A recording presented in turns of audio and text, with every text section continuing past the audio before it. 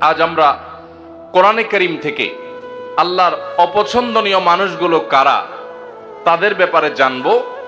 এবং আজকের এই মাহফিলে যদি আমাদের কারোর মধ্যে সেই গুণটি থাকে, সেই দোষটি থাকে, সেই বদঅভ্যাসটি থাকে যেটার কারণে আল্লাহর অপছন্দনীয় মানুষের তালিকায়, আল্লাহর অপ্রিয় মানুষের তালিকায় আমার নাম চলে গেছে, তাহলে সেক্ষেত্রে আমরা দ্রুততার সাথে এই মাহফিলে বসেই তওবায়ে নাসুহা করে, খাঁটি অন্তরে তওবা করে এখান থেকে আমরা যাব যে ওই বদঅভ্যাসটা ত্যাগ করে আল্লাহর প্রিয় পাত্র হওয়ার চেষ্টা করব। ঠিক আছে তো ইনশাআল্লাহ?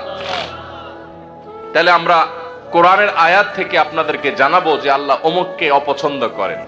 আপনি সাথে সাথে টর্চ দিয়ে দেখবেন আপনার মধ্যে সেটা আছে কিনা, আমি সাথে সাথে দেখবো আমার মধ্যে আছে কিনা। যদি দেখি যে আল্লাহর অপছন্দনীয় মানুষদের যে তালিকা আছে তাদের মধ্যে আমিও পড়ে যাই, তাহলে মাহফিল থেকে উঠার আগে আগে এখানে বসেই নিয়ত করে ফেলবো যে এই বদঅভ্যাসটা ছেড়ে আল্লাহর অপছন্দনীয় মানুষের কাতার থেকে আমাকে বের হতে হবে।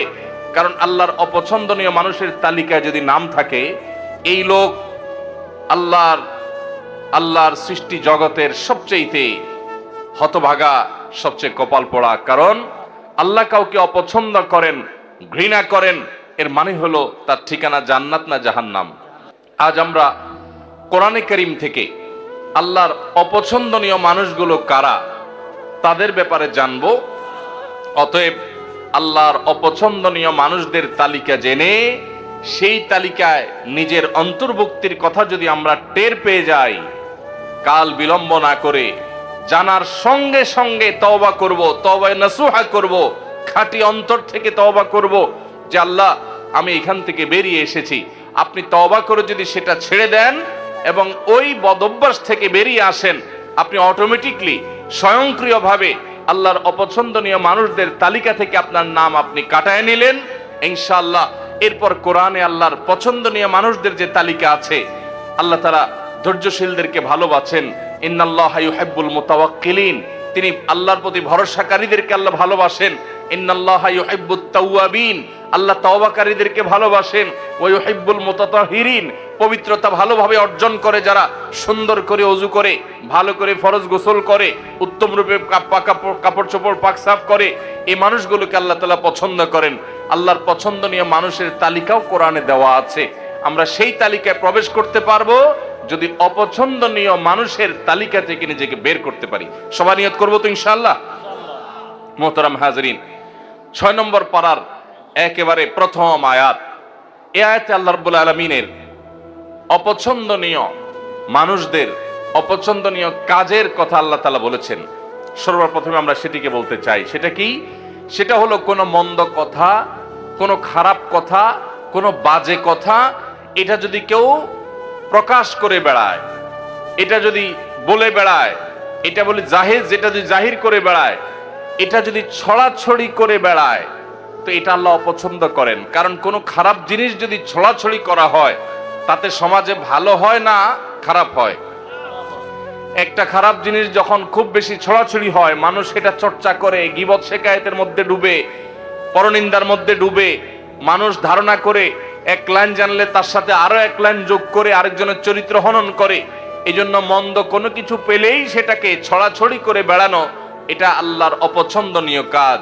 ফেসবুকের এই যুগে, সোশ্যাল মিডিয়ার এই যুগে, এমনকি অফলাইনেও চায়ের দোকানে বসে বসে মা বোনরা 2-4 জন একসাথে হলে কোনো একটা কিছু পাইলেই হলো, ওই তিলকে তাল বানায়া ওইটাকে রসিয়ে রসিয়ে আমরা গল্প করে করে ওই মন্দ জিনিসটা একজন থেকে আরেকজন, আরেকজন থেকে আরেকজন, এক চা দোকান থেকে আরেক চা দোকান, এক আইডি থেকে আরেক আইডি, প্রয়োজনে অপ্রয়োজনে আমাদের কোনো জাতীয় স্বার্থ থাকুক বা না থাকুক, আমরা এই জাতীয় মন্দ জিনিস পেলে ছড়াছড়ি অনেকে করি কি করি না? আল্লাহ সুবহানাহু ওয়া তাআলা বলেছেন, লা ইউহিব্বুল্লাহুল জাহরা বিসসুই মিনাল কাওলি ইল্লা মান যুলিম। যদি কেউ কোনো খারাপ কথা এটা সে চিৎকার চেঁচামেচি করে বলে বেড়ায়, প্রকাশ করে বেড়ায়, ঘোষণা দিয়ে বেড়ায়, এটার প্রচার করে বেড়ায়, তো আল্লাহ তাআলা এটা পছন্দ করেন না। তবে ইল্লা মান যুলিম, যদি কেউ জুলুমের শিকার হয়, নির্যাতিত হয়, মাজলুম হয়, ওই মাজলুম ব্যক্তি সে যদি মানুষের কাছে প্রকাশ করে বেড়ায় ওই লোকটি আমাকে জুলুম করেছে, আমি অমুক দ্বারা নির্যাতিত হয়েছি, নিষ্পেষিত হয়েছি। তো এরকম জুলুমের শিকার মানুষ যদি তার জুলুমের কথা বলেন এবং আত্মরক্ষার চেষ্টা করেন, জালিমকে চিহ্নিত করেন, তাহলে সেই মন্দ, সেটাও তো জুলুম করেছে একজন, মন্দ কথা মন্দ কাজ, ওইটার যদি ছড়াছড়ি হয়, ওইটা যিনি শিকার হয়েছেন তিনি যদি প্রচার করেন, অন্যদের কাছে বলেন, তাহলে সেটা আল্লাহর কাছে অপছন্দনীয় না। কারণ সে বেচারা তো নির্যাতিত, সে তো জুলুমের শিকার, সে জুলুম সহ্য কত করবে? যদি সে জালিমকে উপযুক্ত বিচারের মুখোমুখি করবার জন্য সোচ্চার হয়, তাহলে সেটা আল্লাহর কাছে অপছন্দনীয় না। আর এছাড়া যত মন্দ কথা আছে, খারাপ কথা আছে, কিছু একটা পেলেই হলো, বিশেষ করে মানুষের যখন ব্যক্তিগত কোনো দোষ ত্রুটি পাওয়া যায়, আমরা সেটাকে প্রচার করতে খুব মজা পাই, ঠিক না ঠিক? নবী করিম সাল্লাল্লাহু আলাইহি সাল্লাম বলেছেন, তোমার কোন মুসলিম ভাই এমন কোন একটা ভেজালে, বিপদে, ঝামেলাতে পড়েছে যে তার ভুলের কারণে হয়তো মান-ইজ্জত যায় এমন একটা জায়গায় বেচারা পড়েছে, চিপায় পড়ে গেছে। এই সময় সে চায় সবাই তাকে যেন সহযোগিতা করে, সাহায্য করে, তার এই দোষটা নিয়ে যেন খুব বেশি বাড়াবাড়ি চর্চা করি যেন না হয়, সেটা চায়। ওই সময় যদি কোনো আল্লাহর বান্দা দাঁড়িয়ে ওই ব্যক্তির ইজ্জতকে বাঁচাবার চেষ্টা করে, যে ভুলে হয়ে গেছে, অথবা এরকম জটিল কিছু না, বেচারাকে একটু তার সম্মানটাকে রক্ষা করার চেষ্টা করে, তাহলে সেক্ষেত্রে যে এই উদ্যোগ নিল একজনের ইজ্জতকে বাঁচাবার জন্য, এই বেচারাও, এই লোকটাও তার জীবনে কখনো যদি এরকম বিপদে পড়ে, তাহলে আল্লাহ সুবহানাহু ওয়া তাআলা তার ইজ্জতকে এইভাবে রক্ষা করবেন। নবী করিম সাল্লাল্লাহু আলাইহি সাল্লাম বলেছেন, মান সাতারা মুসলিমা সাতারাল্লাহু লাহু ইয়াউমাল কিয়ামাহ। যে ব্যক্তি কোনো মুসলমানের দোষ গোপন করবে, কিয়ামতের ময়দানে মানব ইতিহাসের সকল সদস্য, আদম আলাইহিস সালাম থেকে নিয়ে কিয়ামত হওয়া পর্যন্ত আগত সকল মানুষ যখন উপস্থিত থাকবে, সবার সামনে ওই ব্যক্তির দোষটাকে আল্লাহ তাআলা ডেকে এনে গোপন করে দিবেন।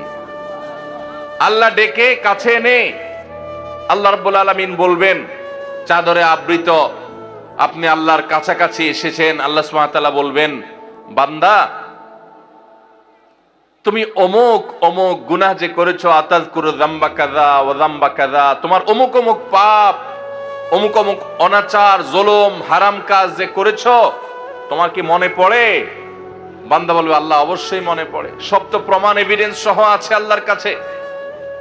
তখন আল্লাহ বলবেন, দুনিয়াতে সেটা আমি ঢেকে রেখেছিলাম, মানুষের সামনে প্রকাশ করে নাই। মানুষের সামনে তুমি ভালো ছিলা, কিন্তু তোমার তলে তলে এই দোষ ছিল, আমি ঢেকে রেখেছিলাম, প্রকাশ করি নাই।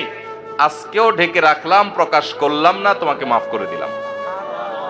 আল্লাহর পক্ষ থেকে এই বিশাল বড় নেয়ামতটা ভাই, আপনার, আমার, ওনার আমাদের সবার প্রয়োজন ভাই।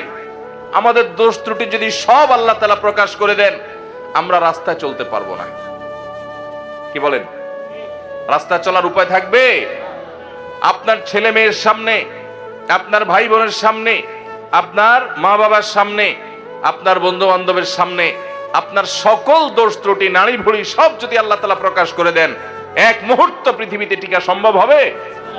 তাহলে কিয়ামতের ময়দানে আল্লাহ যদি আমাদের দোষ গোপন না করে প্রতিটা দোষ যদি প্রকাশ করেন, এর চাইতে বড় শাস্তি, এর চাইতে বড় আযাব আর কি হতে পারে? সে আযাব থেকে বাঁচার জন্য অন্যতম উপায় এবং মাধ্যম হলো দুনিয়াতে মানুষের দোষ ত্রুটি পেলেই সেটা বলে বেড়ানোর এই মানসিকতা পরিহার করতে হবে। হ্যাঁ, কিছু দোষের প্রচার প্রয়োজন আছে, মানুষকে সাবধান করার জন্য, সতর্ক করার জন্য, সেটাও যতটুকু না করলে নয় ততটুকু।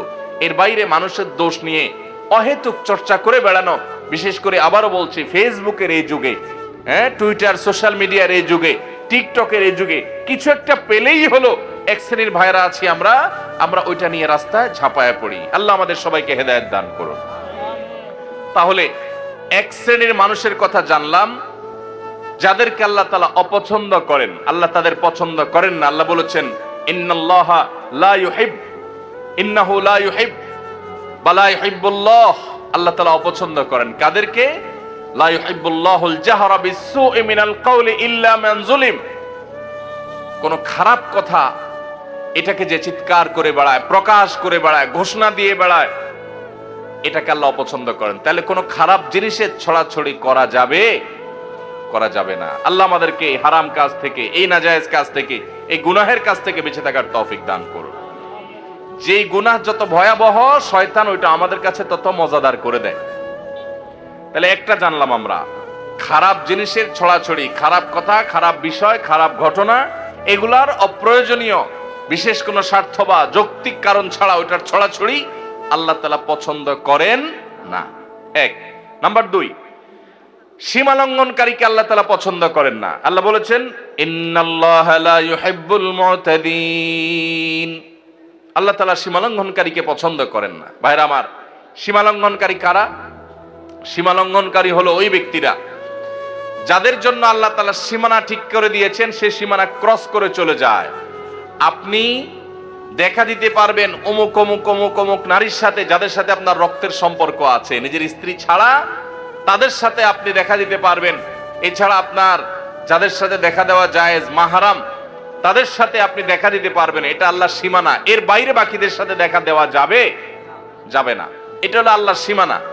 এখন যদি সেই সীমানা ক্রস করে আপনি যেই কোনো নারীর ছবি পেলেন, ভিডিও পেলেন, ফুটেজ পেলেন, ফেসবুকে পেলেন, পেপারে পেলেন, ম্যাগাজিনে পেলেন, যেখানে পেলেন, রাস্তাঘাটে পেলেন, আপনি চান্সে তাকে দেখে নিলেন, মনে মনে হারাম স্বাদ আস্বাদন করলেন, জল্পনা কল্পনা করলেন, তাহলে আল্লাহ যে সীমানা দিয়েছেন সেই সীমানাটা আমরা ক্রস করলাম কি করলাম না? আল্লাহ যাদের সম্পর্কে, যাদের সাথে দেখা দেওয়াকে জায়েজ করেছেন, তাদের গণ্ডি ওভারটেক করে যাদের সাথে দেখা দেওয়ার অনুমতি আল্লাহ দেন নাই, আপনি সেখানেও গিয়ে দেখেছেন, তাহলে সীমানা ক্রস করছেন কি করেন নাই? এটা হলো সীমা লঙ্ঘন। সীমা লঙ্ঘনের আরো বহু দিক আছে। তাহলে আল্লাহ যেগুলোকে হারাম করেছেন সেগুলোতে লিপ্ত হলে সেটা হলো সীমা লঙ্ঘন। আমাদের সমাজে কিয়ামতের আগে আরো কত কিছু দেখা যাবে ভাইরা। যারা সীমা লঙ্ঘন করে তারা বরং উল্টা যারা সীমা লঙ্ঘন করে না তাদেরকে সীমা লঙ্ঘনের কথা অনেক সময় বলে। যেমন আপনি পাবলিক পরিবহনে যাচ্ছেন, একজন যুবক বা দুজন যুবক একসাথে যাচ্ছে, ঝাঁকানাকা গান ফুল ভলিউমে মোবাইলে বাজায় দিয়া নাচতে নাচতে যাচ্ছে। আপনি যদি বলেন যে ভাই রে, বাবা রে, এত জোরে গানের আওয়াজ দিয়ে রাখছো, আমার তো অসুবিধা হয় বা আমি গান শুনতে চাই না, তোমরা হয় হেডফোন দিয়ে শুনো আর না হলে বন্ধ করো, আশপাশে মানুষের ডিস্টার্ব করিও না। আল্লাহ এটাকে হারাম করেছেন, তুমি মুসলমানের সন্তান না, তাহলে তুমি এটা শুনিও না। এটা বলার পর দেখবেন অনেক যুবক আছে বলবে যে হুজুর বেশি বাড়াবাড়ি করা ভালো না। আল্লাহ সীমা লঙ্ঘনকারীরা অপছন্দ করেন, দেখবেন তখন ওয়াজ শুনাই দিবে। আছে না না এরকম লোক? আপনি হারাম কাজ থেকে যখন নিষেধ করবেন তখন বলবে হুজুররা বেশি বাড়াবাড়ি করে।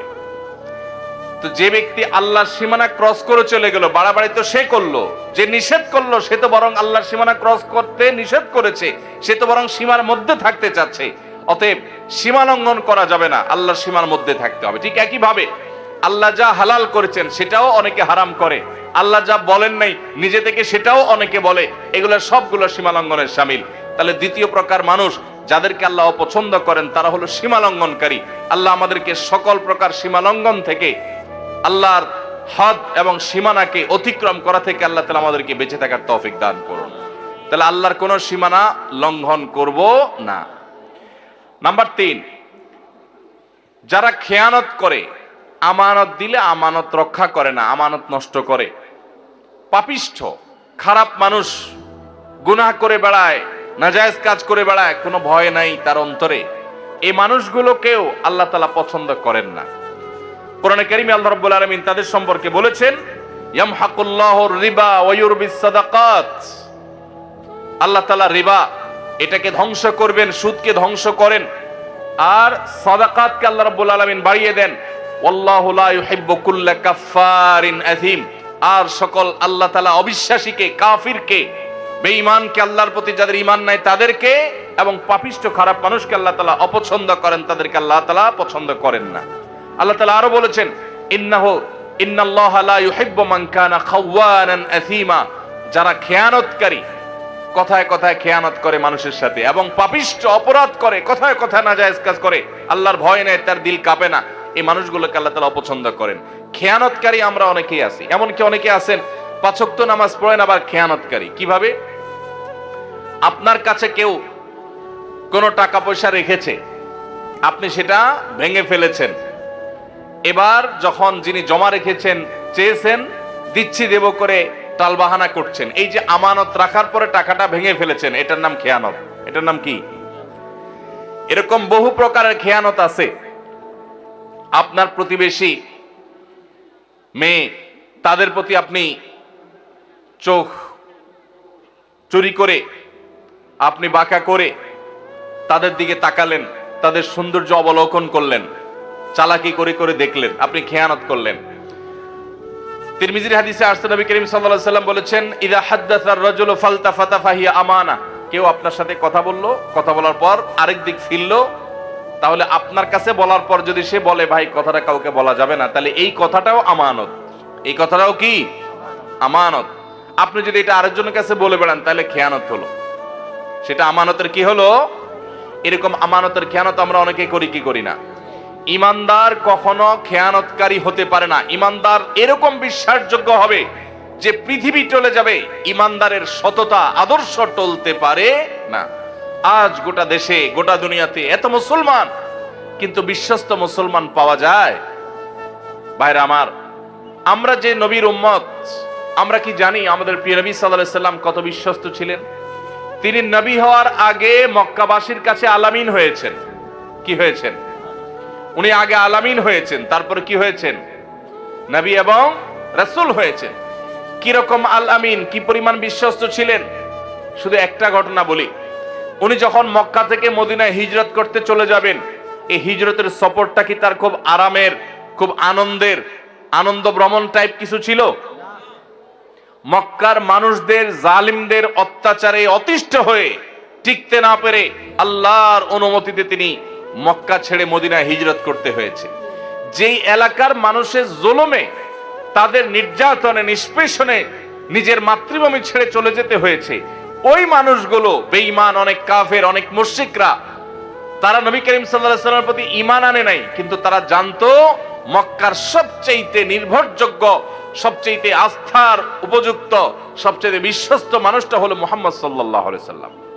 এই জন্য তাদের দামি দামি সম্পদ, সোনা গহনা, টাকা পয়সা, এগুলো তারা মুহাম্মদ সাল্লাল্লাহু আলাইহি সাল্লামের কাছে এসে আমানত রেখে যেত। তার প্রতি ঈমান আনতো না, কিন্তু তাকে জানতো যে দুনিয়া উল্টে গেলেও তার আদর্শ উল্টিবে না। পৃথিবীর সকল ব্যাংকের চাইতে বিশ্বস্ত ব্যাংক হলো তিনি, এই জন্য তার কাছে জমা রেখে যেত। নবী করিম সাল্লাল্লাহু আলাইহি সাল্লাম হিজরতের সময় আলী রাদিয়াল্লাহু তাআলা আনহুকে ডেকে বুঝাই দিয়ে গেলেন যে দেখো, রাতের অন্ধকারে আবু বকরকে সাথে নিয়ে উনি তো চলে যাবেন পরিকল্পনা করেছেন। আলী রাদিয়াল্লাহু তাআলাকে রেখে গেলেন, তুমি 3 দিন মক্কায় থাকবা এবং এই যে জিনিসগুলো আছে, এটা অমুকের, এটা অমুকের, এটা তমুকের, এগুলো তাদের কাছে যার যারটা বুঝাই দিবা। এই লোকগুলার জুলুমে অতিষ্ঠ হয়ে মক্কা পার হয়ে যাচ্ছেন, কিন্তু ওই সময়টাতে পর্যন্ত তাদের রেখে যাওয়া আমানতটা তাদের কাছে পৌঁছানোর ব্যবস্থা করতে তিনি ভুলেন নাই। এর নাম হলো মুহাম্মদ সাল্লাল্লাহু আলাইহি সাল্লাম। আজ আমাদের অবস্থা কি বলেন? দোকান থেকে বাকি খেলে ওই দোকানের সামনে দিয়ে আর হাঁটি না, অন্য দোকান থেকে নগদ খাই, ওই দোকানের ধারে কাছেও যাই না। এ হলো আমাদের ইমানের অবস্থা, এ হলো আমাদের বিশ্বাসের অবস্থা, এ হলো আমাদের আস্থার অবস্থা। আমরা মনে করি শুধু নামাজ কালাম পড়লে মুসলমান হওয়া যায়। মুসলমান অবশ্যই তাকে বিশ্বস্ত হতে হবে, আস্থাশীল হতে হবে, মুসলমানকে আমানতদার হতে হবে। আমানতের খেয়ানতকারী, মানুষের কথা এর কথা ওর কাছে লাগায়, মানুষের গোপনীয় কথা বলে বেড়ায় এবং মানুষের টাকা পয়সা তসরুপ করে, আমানতের খেয়ানত করে, এই ব্যক্তি কখনো ভালো মুসলমান হতে পারে না। এজন্য ভাইরা আমার, তৃতীয়ত আল্লাহর কাছে অপ্রিয় ব্যক্তি হলো আমানতের খেয়ানতকারী ব্যক্তি এবং যত প্রকার পাপাচার আছে এগুলোতে লিপ্ত ব্যক্তি। 4 নম্বর, জালিম, অত্যাচারী, অবিচারী। আল্লাহ তাআলা তাদের সম্পর্কে বলেছেন, ইন্নাহু লা ইউহিব্বুজ জালিমিন। নিশ্চয় আল্লাহ রাব্বুল আলামিন জালিমদেরকে কখনো পছন্দ করেন না। অনেক লোক আছে দেখবেন, নামাজ পড়ে, রোজা রাখে, হজ করে, দান সাদাকা করে, ওয়াজ নসিহত করে, ওয়াজ নসিহত শুনে, কোরআন তেলাওয়াত করে, তাসবিহ তাহলিল করে। অনেক মহিলারা, মা বোনরা আছেন, তারা পর্দা পুশিদাও করে, কিন্তু আবার অন্যের প্রতি জুলুমও করে। আছে না নাই? শাশুড়ি তসবিহ হাত থেকে নামে না, কিন্তু ছেলের বউর উপর অত্যাচার করে। আছে না নাই? নিজের মেয়েটার শরীরটাতে তাও দেয়, আর আরেকজনের মেয়েকে পুত্রবধূ করে আনছে, তাকে খাটাতে খাটাতে পাগল বানায় ফেলায়। আছে না নাই? নিজের মেয়েটার কোনো দোষ চোখে পড়ে না, কিন্তু পরের মেয়েটার শুধু দোষ না গুণটাও দোষের মতো দেখে। আছে না নাই? অনেক শ্বশুর আছেন কপালে দাগ পড়ে গেছে সেজদা দিতে দিতে, কিন্তু জুলুম করেন, নানাভাবে জুলুম করেন। জমিতে যখন তিনি চাষাবাদ করতে যান আরেকজনের আইল ঠেলেন, জমি বাড়ান। আছে না নাই? ভাইরা আমার, অনেক ভাইরা আছি আমরা দুর্বল পেলে, গরিব মানুষ পেলে তাদের উপরে চড়াও হই, তাদের উপরে অত্যাচার করি, তাদের হক নষ্ট করি, তাদের উপরে জুলুম করি। মনে রাখবেন, জুলুম এত ভয়াবহ অপরাধ, এত ভয়াবহ অপরাধ, কিয়ামতের ময়দানে কোন চতুষ্পদ জন্তু তারা কি আমাদের মতো তাদের আমলের কোনো হিসাব নিকাশ হবে? গরু, ছাগল, হাঁস, মুরগি, যত রকমের আল্লাহর সৃষ্টি আছে মানুষ ছাড়া, জিন ছাড়া, তাদের কোনো হিসাব নিকাশ হবে? আল্লাহ তাআলা হাঁস মুরগিকে বলবেন যে কি পরিমাণ খাইছো, হালাল খাইছো না হারাম খাইছো, হিসাব দিয়ে যাও। এরকম কোন কথা আছে কোরআন হাদিসে? হাঁস মুরগি যদি আরেকজনের ঘরে যায়া তার প্লেট থেকে ভাত খেয়ে চলে আসে, কিয়ামতের ময়দানে আল্লাহ তাদেরকে জাহান্নামের শাস্তি দিবেন, এমন কোন কথা আছে? কারণ তাদের এসব হিসাব নিকাশ নাই, এগুলো হবে মানুষের। কিন্তু ভাইরা আমার, জুলুম এরকম একটা অপরাধ, এরকম একটা গুনাহ, জীবজন্তু পশু পাখিরাও যদি একজন আরেকজনের প্রতি জুলুম করে, কিয়ামতের ময়দানে শুধু ওই একটা অপরাধের বিচার তাদের হবে। নবী করিম সাল্লাল্লাহু আলাইহি ওয়াসাল্লাম বলেছেন, শিং বিশিষ্ট কোন প্রাণী, ধরুন একটা গরু, সে শিং নাই এমন একটা প্রাণীকে যদি গুতা মারে, অর্থাৎ অত্যাচার অবিচার করে, দুর্বল যে তার প্রতি, কিয়ামতের ময়দানে আল্লাহ তাআলা ওই দুর্বলকে শিং দিবেন, অর্থাৎ শক্তি দিবেন, দিয়ে বলবেন যে এবার তুমি ওই সবল যে তোমার প্রতি জুলুম করেছিল দুনিয়াতে, তুমি তার প্রতিকার, তার বিহিত করতে পারো নাই, বিচার পাও নাই, আজকে তুমি তার প্রতিশোধ গ্রহণ করো। একই মাপের গুতা তাকে মেরে তার শাস্তি, তার প্রায়শ্চিত্ত তুমি নিশ্চিত করো, বুঝিয়ে দাও। তাদেরকে সৃষ্টি করবেন আবার আল্লাহ তাআলা।